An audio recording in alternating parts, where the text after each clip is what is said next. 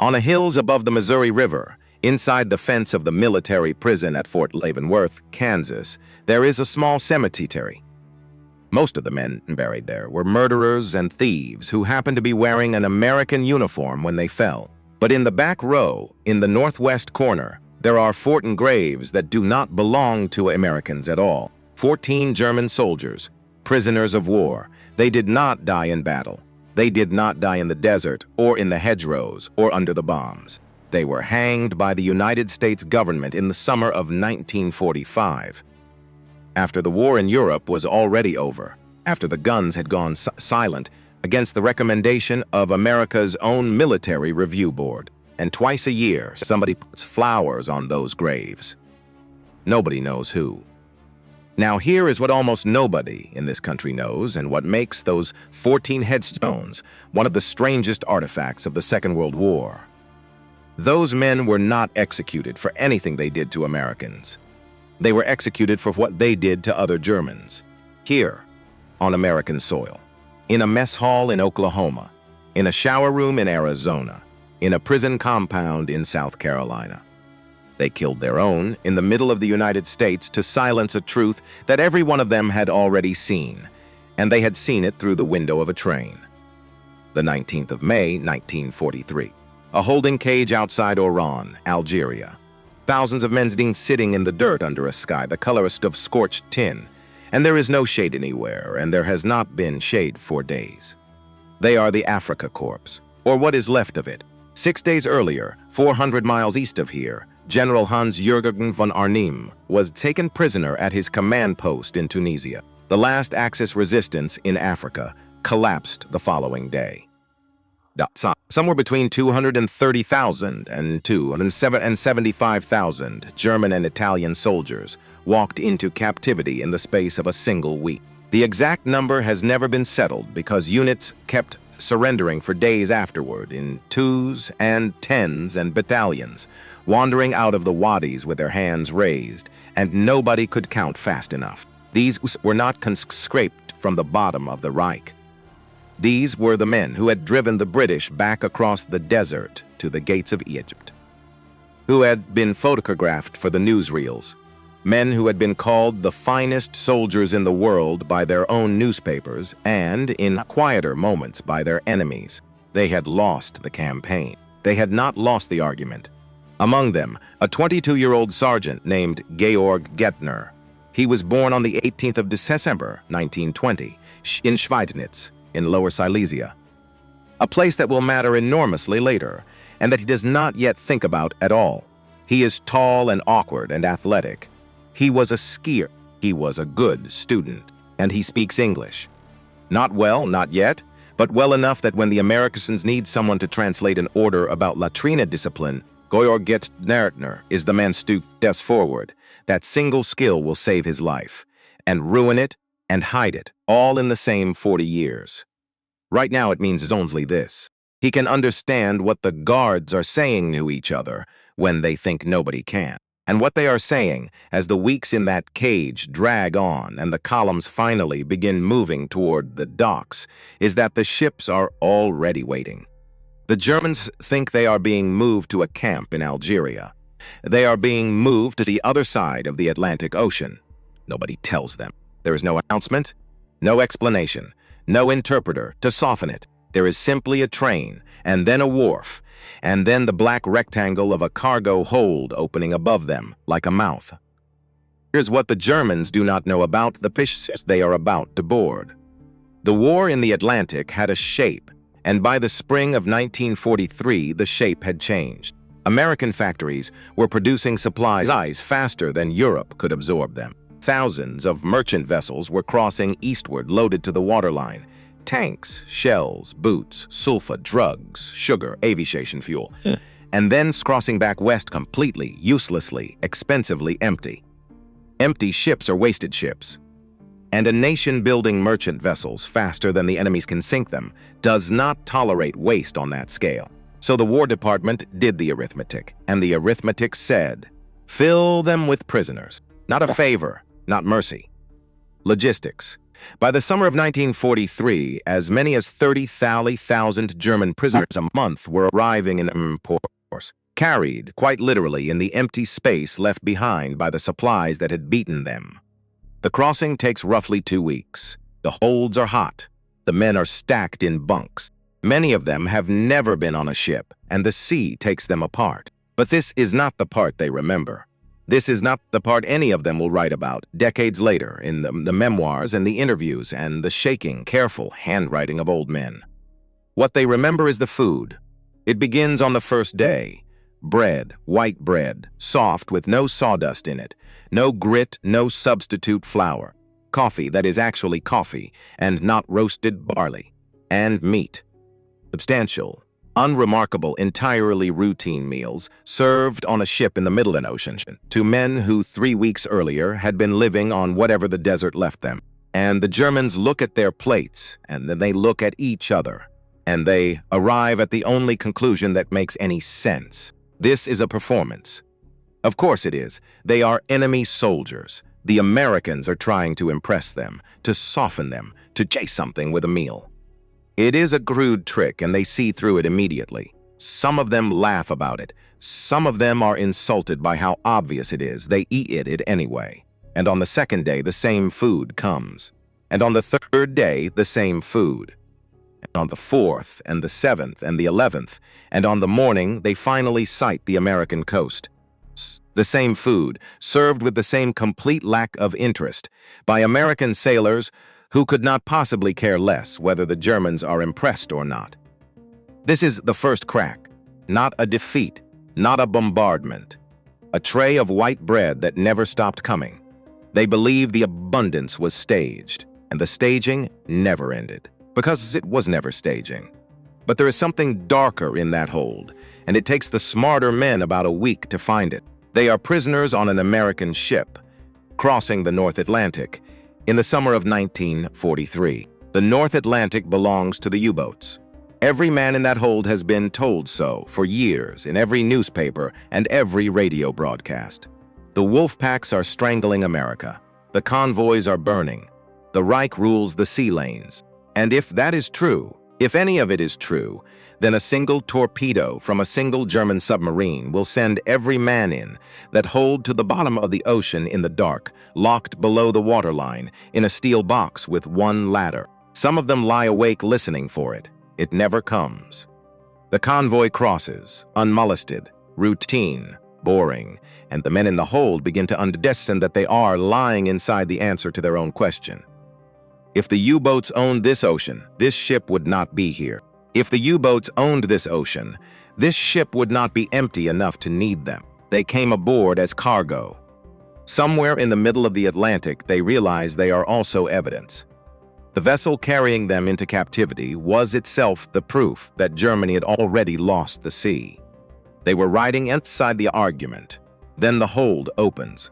August 1943. An American port on the Virginia coast, the Norfolk area, one of the two great intake points, the other being New York. And the records are not clean enough to say for certain which dock swallowed which man on which day, and any storyteller who tells you otherwise is guessing, but we know what they saw. Because hundreds of them wrote it down. They came up the ladders, squinting, filthy, sea-legged, half-blind in the light. And they looked out at the coastline that, according to 3 years of the Ministries of Propaganda, should not have existed. No craters, no burned-out warehouses, no shattered cranes lying in the water like dead animals, no rubble, no smoke, no boarded windows, no bomb-blackened brick, just a port. Enormous, indifferent, and completely, insultingly intact. Cranes swinging, ship's nose to tail. Men in clean overalls eating sandwiches on the dock while a war they were winning happened 4,000 miles away and parked behind the warehouses. This is the detail that shows up again and again in the accounts, the one that seems to have gone into these men like a nail. Automobiles, rows of them, hundreds of them. Ordinary cars belonging to ordinary dock workers who drove themselves to work in the 4th year of our World War. In Germany, a private automobile was a thing you had if you were rich or if you were party. The The Volkswagen, the people's car, promised to every German family since 1934, had been promised and promised and promised and had, in the end, been quietly turned into military vehicles. The Reich could not give a car to a factory worker. America could not find enough places to park them. And then they board the trains. Every German soldier in that column knows what a military transport looks like. He has ridden in one. It is a freight car. It does not much distinguish between a man and an animal, and it was never meant to. That is not what is waiting on the siding.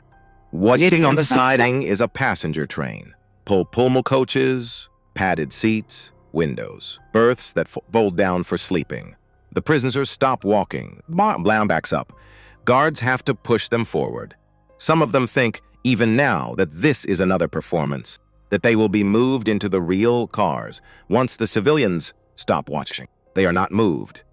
The train pulls out, and the journey that begins there, 3 days, and for some of them 4, rolling west and south into the interior of the United States, will do more damage to the ideological structure of the Third Reich inside these men's skulls than every bomb ever dropped on Berlin, because now they are sitting at a window. Night falls over Virginia, and the lights do not go out. Understand what that sentence means to a German soldier or as 1943. And I had been in the body, not the head. The Reich had been under blackout since the first month of the war. Years of taped windows and shielded headsumps and cities that vanished after dusk. Years of learning at the level of instinct. That light at night is death. That light is what the bombers steer by. An illuminated window was not a comfort. It was a crime. There were wardens who came to your door about it. And the train rolls out of the yard into the American dark, and the American dark is not dark. Farmhouses burning bright, unguarded, a mile apart, all the way to the horizon. Street lamps in towns too small to have names anybody knows. Shop windows lit at 10 at night with nothing in them but shoes, gas stations, billboards. Factories running the night shift with every window blazing and the parking lots outside them full. An American farmer left his porch light on because he felt like it. There is a man on that train, and there are hundreds of men on that train, and thousands more on the trains behind it, who is looking at a porch light in Virginia and doing a piece of arithmetic he cannot make come out right. They are not blacked out. They are not blacked out because nobody is coming. The Luftwaffe cannot reach this. The U-boats cannot reach this. There is no bombing campaign against the United States. There has never been one. There is never going to be one. And the American farmer knows it so completely, so unconsciously, that he does not even think to turn off his light. The lights are not a display of wealth. The lights are a statement about the future. The train runs west. The country does not stop. This is the thing that breaks them, and it is not a statistic. It is a duration. Because a German soldier has a map in his head, and on that map, Germany is enormous. Europe is enormous. He has marched across a piece of it. He has an instinct for what a country is. 6 hours by rail, 8 hours, and you are at a border, and then you are somewhere else. The American train sends for 3 days, hour after hour of grain, corn, wheat, cattle, rail yards the size of town, rivers with barges on them stacked with more food than the men have seen since they were children. Steel towns pumping smoke into a sky nobody is hiding from. And there is no border. It just keeps going. At some point on that journey, for different men on different wits at different hours, a specific thought arrives, and once it arrives, it cannot be removed. We attacked this. We attacked this with horses, because that is the part the newsreels never showed the German public. The Wehrmacht that conquered France, that drove into Russia, that was the terror of the world. That army took more than 600,000 horses into Russia in 1941. It was a mechanized spearhead dragging a 19th century body behind it. And here, out the window of a Pullman coach, American farm boys are driving tractors across fields bigger than the villages these men grew up in. And nobody out there is watching the train go by, and he is bored. And none of it was aimed at them. That is the part to hold on to. The Pullman cars were not psychology. They were what was available because the freight cars were carrying freight. The food was not strategy. It was the Geneva Convention of 1929, which obliged the United States to feed enemy prisoners on the same scale as its own depot troops. And American depot troops ate like that. The porchlight in Virginia was not a message. Nobody in Virginia was thinking about Germans at all. And that indifference was the most dangerous thing in the country. The trains slow. Somewhere in Texas, somewhere in Oklahoma, somewhere out in the flat, empty middle of a country that has taken 3 days to cross. Disc brakes take hold, and the doors open onto a small town where the entire population has come down to the tracks to see what a Nazi looks like. The men step down, sunburned, exhausted, quiet, and every single one of them is carrying the same piece of information now, whether he admits it or not, whether he ever says it out loud or not. They have seen the arsenal. They know. And in a camp in Oklahoma, in a mess hall on a November night, 3 months from now, a 39-year-old private named Johannes Kunze is going to make the mistake of saying it out loud to the wrong people. The camps went up in 90 days. That was the rule of thumb, and it held from Maine to New Mexico. A stretch of scrub, a water line, a fence, guard towers at the corners, and rows of wooden barracks laid out with the flat mathematical indifference of an army that had built 10,000 things exactly like it and would build 10,000 more before it was finished. Pine planks, tar paper, a stove at each end. By the peak, in May of 1945, there were 425,871 Axis prisoners inside the borders of the United States. 371,683 of them were German. 700 camps, give or take, depending on how you count the main compounds and the little branch camps that budded off them at harvest time and folded up when the harvest was in. Every state in the Union except Nevada, North Dakota, and Vermont. 500,000 enemy soldiers living in the American countryside, and most Americans as alive today have never heard about it. There is a reason for that, and the reason is not innocence. The War Department deliberately kept it quiet. Newspaper coverage was restricted. Photographs were controlled. Partly this was to comply with the Geneva Convention, which frowns on parading prisoners for public curiosity. And partly it was because somebody in Washington understood correctly that the American public would not be delighted to learn how many Germans were sleeping in Kansas. They were right to worry. The letters came anyway, hundreds of them every week, arriving at the office of the Provost Marshal General from mothers and widows and fathers who had opened the newspaper that morning and read the casualty list. And then read that the men who did it were eating steak in Oklahoma. Some of those letters asked, in plain American English, why the prisoners were not simply shot. The government's answer never satisfied anybody because the government's answer was not emotional.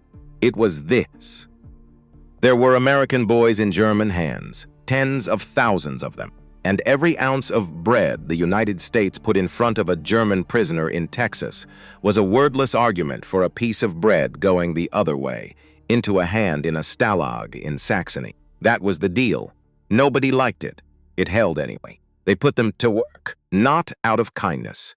Out of arithmetic, always arithmetic. More than 12 million Americans were in uniform. The fields were empty. The orchards were rotting. The sugar beets in Nebraska were going into the ground and staying there. And the wheat in Kansas was standing uncut. And the cotton in Texas was going gray in the bowl. There was a war on, and nobody left to bring in the crop that the war ran on. So the trucks came out of the camps in the mornings, and the Germans went into the fields. The Geneva Convention forbade them from making weapons. It did not forbid them from picking peaches. So they picked peaches, and they cut timber, and they thinned its beets, and they shocked wheat, and they worked in canneries, and they stowed stones, and in some counties they built the barns and the retaining walls and the culverts that are still standing today, out there holding up somebody's back 40, weathered gray. Nobody left alive who remembers who set the stones. They were paid 80 cents a day. Not money, in script. Canteen coupons, good for cigarettes and razor blades and writing paper inside the wire and worthless everywhere else. Hard currency was confiscated on arrival because hard currency buys a bus ticket. The farmer who contracted for the labor paid the prevailing local wage, and that money went to the United States Treasury. In 1944 alone, the government collected $22 million in prisoner wages and estimated it had saved $80 million more in labor it never had to hire. The prisoners were slower than free men. Everyone admitted it. But they showed up in the exact numbers requested, on the exact day requested, and they did not quit for a better offer in the next county. By February of 1945, with the Rhine crossings coming and the end of the was visible from any decent hilltop, politicians from the farm states were writing to Washington asking for 100,000 more. And here is the part that lands for anyone who grew up in this country, in a small town, in a family that farmed. They ate at the table. Not everywhere, not always. There were farmers who would not have them in the yard, and there were towns that wanted no part of it. But it happened often enough that it shows up in 1,000 oral histories from 1,000 counties, all of them saying more or less the same thing. A farmer would bring in 3 or 4 Germans for the harvest. By the second week, his wife was feeding them lunch on the porch, because you do not watch a young man work in your field for 10 hours and then not feed him. By the third week, the kids were hanging around the fence. And by the fourth week, the German who used to load an 88mm gun in the Libyan desert was showing a 9-year-old from Nebraska how to whittle a whistle at a stick. Boys who are 85 and 90 years old now remember those men. They remember the candy. They remember the accents. They remember a father saying at supper without looking up, "He is somebody's son." And they remember a mother saying, quietly, after the truck had gone, "Somebody in Germany is praying for that boy the same way I am praying for ours." Hold on to that. Hold on to the porch and the sandwiches and the whittling, because it is going to make what happens next almost impossible to bear. Everyone gets this story wrong in the same direction. The comfortable version, the one you have heard, the one in the magazine article and the local history pamphlet, says the abundance melted them, says the fat American harvest and the white bread and the porch lunches took the hardened Nazi soldier and softened him into a Democrat. And he went home in '46 with the Marshall Plan in his heart and a Christmas card list of Iowa farmers in his pocket. That is a lie, and it is a lie that gets a man killed in the second act of this story. Because think it through.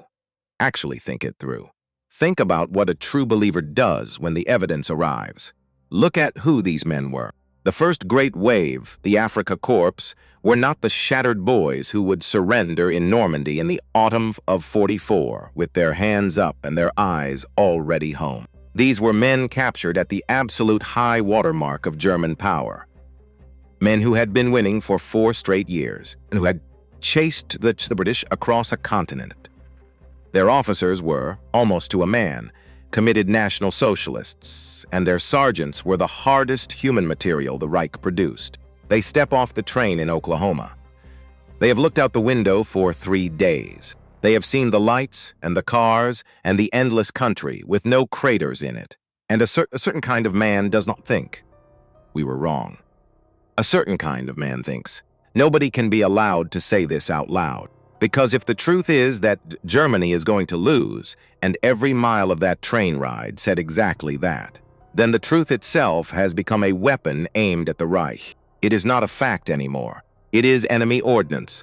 And it is inside the wire, loose among 4,000 men who have nothing to do all evening but talk.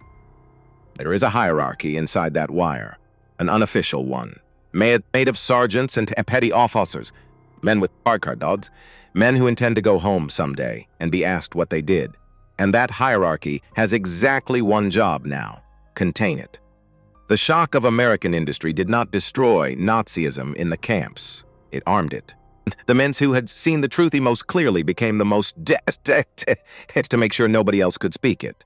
And the Americans, in their tidiness, made it worse. They ran the compounds the way the Geneva Convention suggested, and the way every army has always run a prison camp, which is through the prisoner's ozone chain of command. Let the German sergeants call the roll. Let them run the details, assign the bunks, keep the discipline. It is efficient. It is clean. It means you need 4 guards instead of 400, and every guard you save is a rifle you can send to Europe. What it meant in practice was that the United States Army handed the keys of 700 camps to the exact men most invested in the lie. And in the barracks, after lights out, they held courts. Kangaroo courts, in the American phrase. And the sentence was carried out with fists and boot heels and lengths of wood. In a ritual the prisoners themselves gave a name to, with that terrible German gift for the sacramental. They called it the Holy Ghost. You would be beaten in the dark by men whose faces you would not see and whose names you would never be able to give. And in the morning, you would report to sick call with a broken jaw, and you would tell American doctor you fell. Some of them did not report to sick call in the morning. Some of them were found hanging. Most of them who had died in those camps were written up as suicides. Historians now believe most of those suicides were murders. In one camp in Kansas, in October of 1943, a secret hierarchy pressured a prisoner into hanging himself for the crime of writing in his own diary that he feared National Socialism would ruin Germany. A second man in that same camp was driven to the same end. Nobody knows the total. Nobody will ever know the total. The men who could have told us went home in 1946 and got jobs and had children and did not talk about it. Camp Tonkawa, Oklahoma. The 4th of November, 1943, Johannes Kunze was 39 years old, born the 5th of March, 1904. A Gefreiter, a private first class, the lowest rung that still has a rung underneath it, Africa Corps. Middle-aged in an army of 20-year-olds, unremarkable, tired, he was not a hero. Let us be precise about this, because the temptation to make him one is enormous, and the truth is better than the temptation. Johannes Kunze was an informer. He had fallen into a routine. At morning sick call, standing in the line to see the camp doctor, he would pass a folded note into the American's hand. What was in those notes we know only an outline. Information about the men around him. Who in the compound was still hard. Who was organizing. And, according to what his accusers would later say, bombing targets. Places in Germany worth hitting. Understand what that means before you judge what happened next. If it is true, then Johannes Kunze was helping to choose the cities where the bombs would fall on the families of the men sleeping in his barracks. That does not make what they did to him right. It makes it comprehensible. And comprehensible is far more disturbing. Why did he do it? Maybe because he had come to hate what Germany had become. Maybe because he was 39 years old and had looked out that train window and understood, in the way the officers refused to, that it was finished. Maybe he wanted cigarettes. Maybe he simply wanted to go home alive and thought this was the way. We do not get to know. He did not survive to tell us, and it is a kind of respect to admit that rather than to invent it. But what we knew is the mechanism, and this mechanism is what will stay with you. On this particular morning, there is a new doctor at sick call, a different American, a man who has just been posted to Tonkawa. Nobody has briefed him. Nobody has taken him aside and said, listen, by the line, the tired one, he is going to hand you a piece of paper, and you will take it and put it in your pocket, and you will not look at it, and you will not say a word. Nobody told him. And the new doctor does not speak German. Kunze steps up. He hands over the note, and the American, helpful, competent, entirely well-meaning, and about to kill a man, unfolds the piece of paper, looks at a language he cannot read, holds it up to the room, and asks out loud in English, "Whose is this?" By that evening, it is all over the compound. The mess hall fills that night. 200 men. The proceedings are chaired by a Feldwebel, a sergeant named Walter Bayer. We do not know his age. The surviving records do not give it, and I am not going to invent one for him, because the moment I invent a single detail, you cannot trust any of the others. Here is what we do know about Walter Bayer. He was Africa Corps. He had a wife. He had a small son named Edgar, and the last time Walter Bayer saw his family was Christmas of 1942, before the desert, before Tunis, before all of it. Bayer calls the meeting to order. The charge is treason. There is no defense. There is no defense possible in a room like that. Not in front of 200 frightened men who have all seen the same country out of the same window, and who all need very badly for one of them to be the traitor instead of all of them being the fools. They beat Johannes Kunze for a long time. He gets up and he runs. They catch him in the dark between the barracks, and it continues out there, on the ground, in the November cold, and it goes on until it stops. When the American guards find him, there is blood on the tunics of 5 men. The blood is still wet.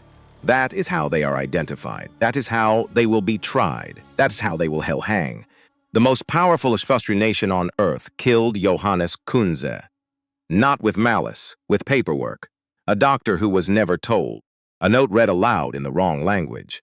Carelessness, ordinary and forgivable and human, in a place where carelessness was a capital offense. Camp Papa Park, Arizona. The 12th of March, 1944. Werner Drexler was 22 years old, born the 17th of January, 1922. And unlike Kunze, Werner Drexler had a reason, a clean one, a reason you can hold in your hand. His father was a social democrat. Not a soldier, not a spy, a German with the wrong politics in the wrong decade, and the Nazi sent him to a concentration camp for it. So the boy was conscripted into the Kriegsmarine and put aboard the submarine U-118. And when U-18 was sunk off the Azores in the summer of 1943, and when Werner Drexler was hauled out of the Atlantic by the United States Navy, he did not hesitate. He did not have to be flipped or bought or broken. He walked into American custody carrying a grudge older than the war itself. The Navy understood immediately what it had. They put him into a camp near Fort Meade, Maryland, among captured U-boat crewmen. He lived with them. He befriended them. He listened. He reported what he learned about German submarine tactics, technology, procedure, morale. He was a 22-year-old boy doing the single most dangerous job in the entire American prison system, and he was doing it because of what they had done to his father. And there was exactly one rule that kept him alive. Keep him away from the U-boat men who know his face. One rule. On the 12th of March, 1944, Werner Drexler was transferred to Papago Park, Arizona. Papago Park was the naval camp. It was full of German submariners, including surviving crewmen from U-118. They recognized Hans hours of his arrival. The court convened while he was asleep. 7 men. They took him into the shower room in the dark, and they beat him, and then they hanged him. And in the morning, the Americans found him there, in the desert, Arizona, 4,000 miles from Berlin. He had been in that camp less than a day. An American clerical error killed Werner Drexler. Not the Gestapo, not the SS. Somewhere in the machinery or an order was cut, and the one rule that kept him alive was broken by a system that had simply some track of who he was. The Reich did not need to reach across the ocean. The United States, it's carried the boy over the last mile itself. And now stand back from the wire and look at the whole shape of it. Because there is another half to this, and if you have lived in this country long enough, you have already felt it coming. The prisoners went into the towns. They rode out to the fields on trucks, through the main streets, past the drugstore and the feed store and the depot. And in the American South, 1943, 1944, 1945, German prisoners of war walked into lunch counters and station cafes and restaurants in enemy uniform, and they were served. And the American soldiers guarding them, the men wearing the uniform of the United States Army, with the flag on the shoulder, sworn to this country, were sometimes black, and they were not served. They stood outside, or they went around to the back, or they waited by the truck as a sun while the men they were guarding, men who 6 months earlier had been trying to kill Americans, sat inside at a table and ate a hot meal. The historian Matthias Reis put the accusation as plainly as it can be put, that these defeated wipers of the Axis enjoyed more rights in the United States than black soldiers wearing the American uniform. And here is the pest that is truly unbearable. The Germans saw it. They were being invited. In the newspapers they were permitted to read, and later in the classes they were made to attend. to admire American democracy, to study it, to understand it, to carry it home. And then they looked out the window of the diner at the American soldier standing in the road. And they understood exactly what they were looking at. Some of them wrote it down. What they wrote was not gratitude. It was contempt. And the terrible thing, the thing that costs, is that on that one narrow point, they were not wrong. The arsenal of democracy proved every claim it ever made about its own power.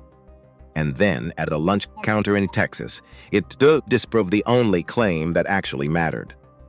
The prisoners had been brought to America and shown, by accident, what freedom could build. Some of them learned instead exactly who was permitted to have it. So here is where stands in the winter of 1944. Nearly 400,000 German soldiers are inside the United States of America. They have seen the factories. They have seen the harvest. They have crossed the continent by rail and found not one bomb crater in it. Every single one of them knows, in the private place where a man keeps the things he cannot say, that the war is lost. And not one of them can say it. Because Johannes Kunze said it, and they beat him to death in a mess hall in Oklahoma. Because Werner Drexler acted on it, and they hanged him in a shower room in Arizona. A German prisoner would say afterward that there was more political freedom in the German army than there was in an American prison camp. Read that again. Sit with it. The United States had given these men everything the Geneva Convention required, and then a great deal more. Food, medicine, mail, pay, ball fields, orchestras, libraries. It had handed them the truth, free of charge, through a train window, without asking for anything in return, and without even realizing it was doing it. And they had built, inside that gift, with their own hands, out of nothing but rank and fear, a small and perfect working replica of the Third Reich. Barbed wire on the outside, put up by Americans. Terror on the inside, put up by Germans, and the Americans did not know. Not really yet. They were counting heads and filling labor contracts and stamping death certificates and writing suicide in the box marked cause. But there were 5 men at Tonkawa with blood dried on their tunics, and there were 7 men at Papago Park who had left a rope hanging from a pipe. And in a military courtroom in Oklahoma, an American officer named Leon Jaworski, 38 years old, the son of an immigrant preacher, a lawyer who 30 years from now will stand up and bring down a president of the United States, was about to be handed the file. The war in Europe had 5 months left in it. The gallows at Fort Leavenworth had considerably longer. In the spring of 1945, the Americans set up a projector in the mess hall. The men filed in the way they always did, expecting a Western or a newsreel or one of the Hollywood pictures they had come to look forward to. There was a screen at the front. There were folding chairs, and there were armed military police standing along the walls. That was new. The guards did not normally carry weapons into a film. The footage had been shot at the liberated camps by American combat cameramen who had walked in behind the tanks. The Army made the screenings compulsory. Every man, every camp. The prisoners sat in the dark and watched what their country had done. They gave the films a name among themselves in that flat barracks German that turns everything into an object you can carry. They called them the bone films. And in the first hour, the reaction was the same everywhere. Fury, denial. This is a fabrication. These are stage sets. You would build anything to break us at the end. And then the letters started coming from home. And then the men captured in the last months of the war, the ones who had walked out of the collapsing Reich with their eyes open, began quietly confirming it in the barracks after dark. And then it stopped being possible. At Camp Butner in North Carolina, after a compulsory screening, Jersey took their uniforms out into the yard and burned them. Understand what that is. For a professional soldier, that tunic is the last thing he owns. It is his trade. It is his proof that the Chizers meant something. It is what he intended to be buried in. 1,000 men set it on fire and stood there and watched it go.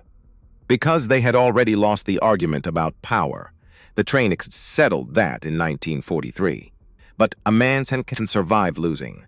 A man can lose and still believe he fought for something clean, and that the other side simply had more of everything. The films took that away. They had not merely been beaten.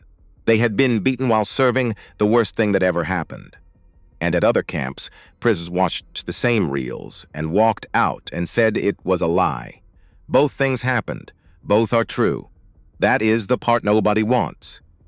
In the autumn of 1943, somebody in Washington finally had an idea. 400,000 German soldiers were sitting in American fields. They would go home someday, and when they went home, they would be the men who rebuilt Germany or the men who wrecked it a second time. So the Office of the Provost Marshal General created something called the Special Projects Division. Its mission simple and enormous. Take the enemy apart and put him back together as a Democrat. They hired professors. They drew up reading lists of books the Nazis had burned. They wrote lectures on constitutional government and the free press and the separation of sound of powers. And at Fort Carney, on a sit of land in Rhode Island, they began printing a newspaper for the prisoners, edited by carefully selected anti-Nazis Germans. They called it Der Ruf, the call. The first issue came out in March of 1945. Sit with that date for a moment. March of 1945. The Allies were crossing the Rhine. Berlin had 6 weeks to live. The men in those camps had known the war was lost since the summer of 1943, since a porch light in Virginia, since a tractor in a field bigger than their village. By the time the United States finally got around to arguing with them, the argument had been over for 2 years, and the whole thing was secret. It had to be, because exposing prisoners of war to political re-education almost certainly violated the Geneva Convention. And because if Berlin ever found out, there were American boys in German hands who would pay for it, and it did not work. Not partly, not slowly. It did not work. The professors were Americans. Most of them barely spoke German and knew nothing whatsoever about German culture, or about army life, or about what it is like to live in a barracks with men who will beat you to death for reading the wrong thing. The reading lists were too intellectual. The lectures went over heads and out the windows. Der Ruf was less a newspaper than a literary journal, full of essays, thin on news, and the prisoners found it dull. The army surveyed the camps afterward. They wanted to know how many minds had been changed. The answer for the overwhelming majority of prisoners was none. There were bright spots, and they were real. At Camp Como in Mississippi, a 42-year-old artillery lieutenant named Walter Hallstein, a professor of law before the war, never a member of the Nazi Party, captured at Cherbourg in June of 1944, organized what amounted to a university behind the wire. Lectures, examinations, law, economics, history. 14 years later, that man would become the first president of the Commission of the European Economic Community, the institution that grew into the European Union. But Walter Hallstein did not need converting. Walter Hallstein arrived already himself, and that is the bitter joke at the center of this story. Etta spent her fortune and hired the finest minds in its universities to argue the Third Reich out of 400,000 skulls, and it failed almost completely. The only thing that ever worked was free. The war in Europe ended on the 8th of May, 1945, and the prisoners began to believe they were going home. They were not entirely wrong, but 14 of them were not going anywhere. Because the files were closed now, the trials were done. 5 men from Camp Tonkawa, convicted of the murder of Johannes Kunze, prosecuted by an army lawyer named Leon Jaworski. 2 men from Camp Aiken in South Carolina, convicted of strangling a prisoner named Horst Gunther and hanging on his body from a tent rope to make it look like a suicide. And 7 U-boat men from Papago Park, convicted of killing Werner Drexler in the shower room. 14 death sentences. They had been held back, deliberately. Franklin Roosevelt confirmed the first 5 death sentences in October of 1944, and then nothing happened. Because as long as Germany held American prisoners, executing German prisoners meant American boys would hang in reprisal. So the sentences sat in a drawer in Washington, signed and waiting, while the war ran out. Now the war was over. The Americans were coming home. The drawer opened. A military review board looked at the 14 cases and recommended that the death sentences be reduced. Life imprisonment, they suggested. Not the rope. The recommendation went to the desk of the President of the United States. Harry Truman had been in office for less than 3 months. He was, in that same summer, deciding whether to drop an atomic bomb on a Japanese city. He was reading the first reports out of the liberated camps, the photographs, the film, the arithmetic of what had actually been done in Europe. And on the 3rd of July, 1945, in a single sentence, he refused clemency.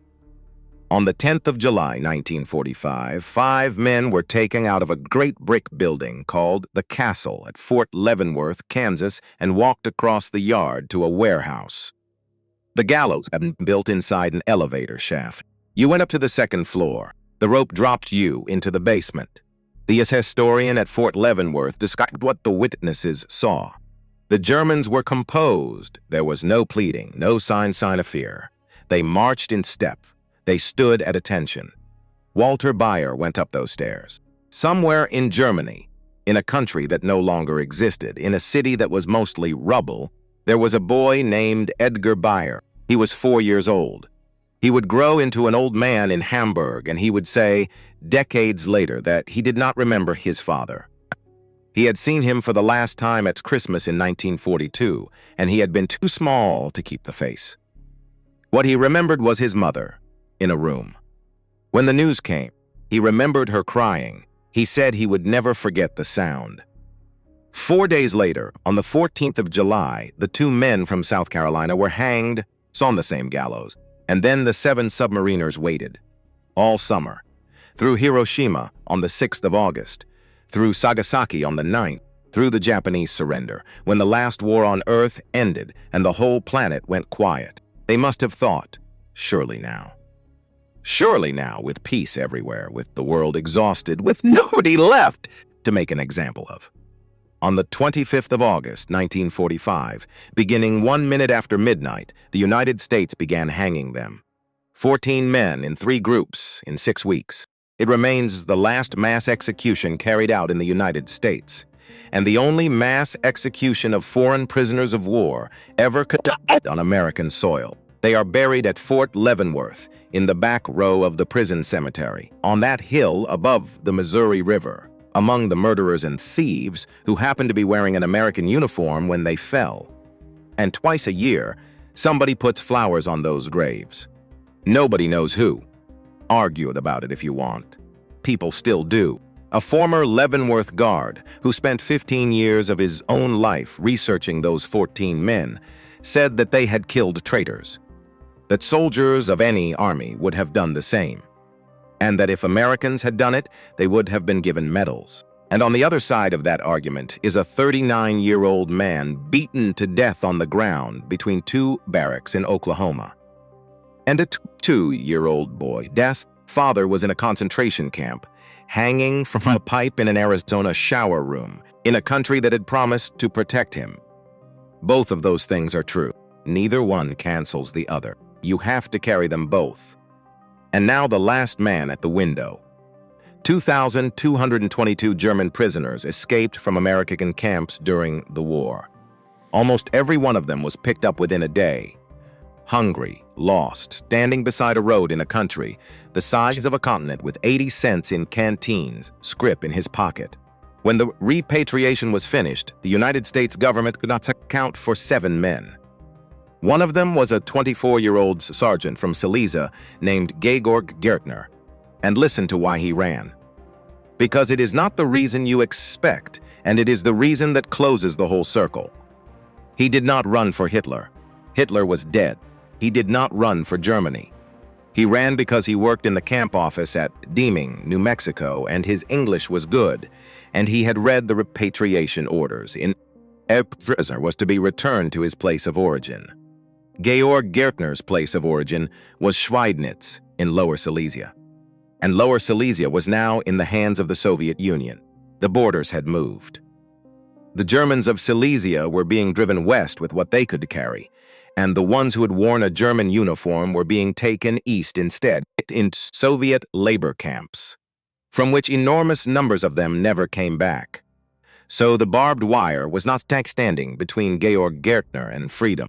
The barbed wire was the last thing standing between him and a Soviet mine shaft. And the United States of America, in its enormous, methodical kindness, was about to open the gate and put him on a boat and send him there.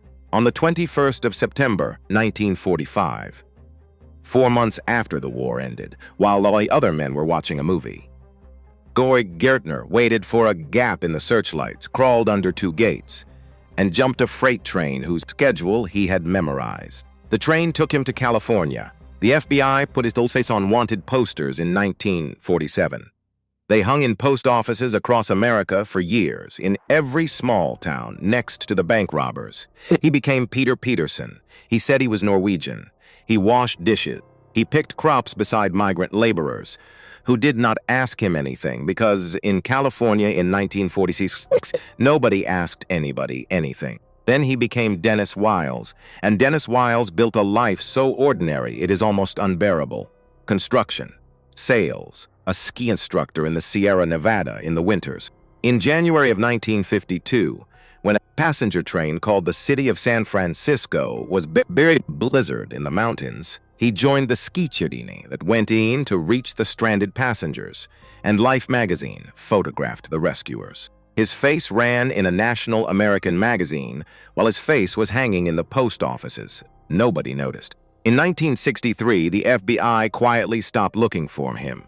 He met a woman named Jean Clark at a YMCA dance, and he married her in 1964. And for 20 years, he lied to her. Not about anything large, about everything small, about why there were no photographs from his childhood, about the orphanage that had never existed, and the parents killed in a car accident who had never died that way, about why they could never ever travel outside the United States, because a passport requires a name, and he did not have one. She started taking trips without him. She started coming home later. The marriage came apart the way marriages do, under the accumulated weight of a thing that is never discussed. And in 1984, when she was finally leaving, this 63-year-old man sat his wife down and told her that his name was Georg Gärtner, that he was born in Schweidnitz, that he had been a sergeant in the Afrika Corps, that he had crawled under a fence in New Mexico in September of 1945, and that for 40 years he had been convincing himself that everyone he had ever known in Germany was dead. She told him to come out of the dark. He telephoned a professor at Texas A&M named Arnold Kremer, who had spent his career on the history of the prisoners in America, and asked him what would happen. On the 11th of September 1985, he walked into a federal office in San Pedro, California, and gave his real name. The next day, on the 12th of September 1985, he surrendered again, this time on national television, on the Today Show, to Bryant Gumbel. 40 years late, the last soldier of Third Reich in America. He was never charged. He was never deported. He had been brought to this country against his will, and the country he had escaped from no longer existed. He was naturalized as a United States citizen in 2009, at the age of 88. Had died in 2013. He was 92. So what actually happened here? Not the version on the plaque, the real one. America did not convert anybody. The professors failed, the newspaper failed, the lectures failed, and the Army's surveys proved it. And the men who ran the program knew it before the war was over. All America ever did was refuse, without effort and without intention, to be the country they had been promised. It fed them because a treaty said to. It moved them in passenger cars because the freight cars were full. It left its lights burning at night because nobody in Kansas was afraid of anything in the sky. And 400,000 men looked out of a window and saw the truth of the 20th century sitting there in a field, unguarded, unbombed, and utterly indifferent to whether they believed in it or not. Some of them went home and rebuilt a country with it. And some of them, standing in a mess hall in Oklahoma on a November night, understood exactly what they had seen, and understood exactly what it meant, and beat a 39-year-old man to death on the ground outside to make certain that nobody else would ever say it out loud. That is the whole story. America handed them the truth for free, and the men who saw it clearest were the ones who killed to keep everybody else from looking.